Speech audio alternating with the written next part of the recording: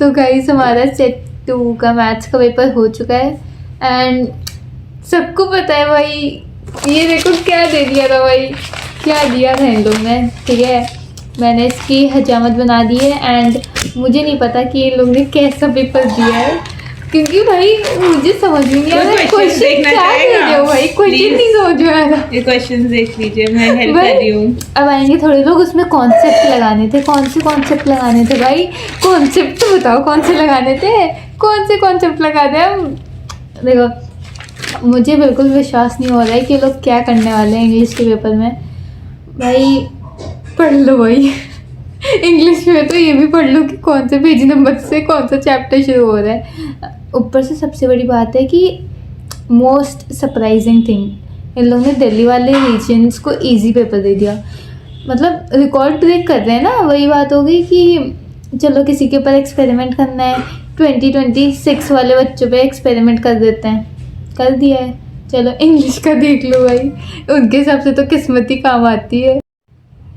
एक तो मुझे समझ में नहीं आ रहा ये सच में कैसे क्वेश्चन दे रखे हैं। देखो first of all they did not give anything from NCERT. मतलब जैसे बी सेक्शन था, आई कैन अंडरस्टैंड कि थोड़ा बहुत था वहाँ से वहाँ पे एनसीईआरटी से, but the problem is that कि सेट 2 और सेट 3 वालों से क्या दुश्मनी निकाली। आई मीन सबका पेपर डिफिकल्ट था, बेसिक वालों का भी था, लेकिन द फैक्ट दैट कि स्टैंडर्ड वालों ने तो एज्यूम करा ही नहीं था ना कि वो उन्हें कैसे पेपर मिलेगा। मत करो भाई, भरोसे ही मत करो, पढ़ लो, सब कुछ पढ़ लो। मतलब मैथ्स में तो सब कुछ पढ़ा था, अब देखो भगवान भरोसे ही चल रहा है। कोई इंसान भगवान भरोसे भी ना चले तो उसको भी चलना ही पड़ेगा, किस्मत की बात है भाई। ये देखो मैंने पूरी चेटेट तैयार कर ली है भाई, ये सब पढ़नी पड़ेंगी मुझे। पता नहीं ट्रॉमा हो गया भाई। पहला मैथ्स का रख दिया, उसके बाद वो पहला रख दिया मैथ्स का, फर्स्ट थिंग हो गई। ठीक है कोई बात नहीं, रख दिया, इनकी कोई गलती नहीं है, रख देते हैं, कभी कभी बौखला जाते हैं ये लोग। उसके बाद लेंदी रख दिया, लेंदी के बाद डिफ़िकल्ट रख दिया। अब बोल रहे नॉर्मलाइजेशन होगा, किस चीज़ का होगा भाई? उन्होंने कब बोला वैसे?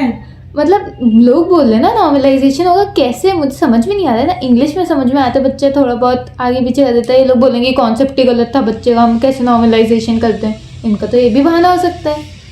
वी कांट से एनीथिंग भाई। 26 वाले लोग के साथ होना था, हो गया। मूव 26 वाले लोग के साथ होना था, हो गया। नाउ इंग्लिश भाई देखो, जिसको जो भी इम्पोर्टेंट लगे मुझे भेज देना, क्योंकि मेरी रिसर्च चल रही है। जैसे समझ सकते हो मैं क्या कहना चाह रही हूँ, समझ सकते हो ना? जल्दी तो हो, कौन सी रिसर्च चल रही है? दूसरे सब्जेक्ट वाले लोग की भी रिसर्च ही चल रही थी, हो गया रिसर्च। कुछ नहीं कर सकते गाइस। ये देख लो, अभी मैं दिखाती हूँ कुछ कौन सी चल रही है। देखो रुको रुको, ये देखो, ये मेरे टैब्स देखो गाइस, टैब्स ये देखो, ये मतलब सब पढ़ने वाले हैं। ये देखो, ये वाला टैब, ये वाला है, टोन वाले, ये वाले हैं। मतलब खुल ही नहीं रहा है भाई। मतलब मैं एक पॉइंट पे तो मेरा ये डिवाइस ही हैंग करना बंद कर गया।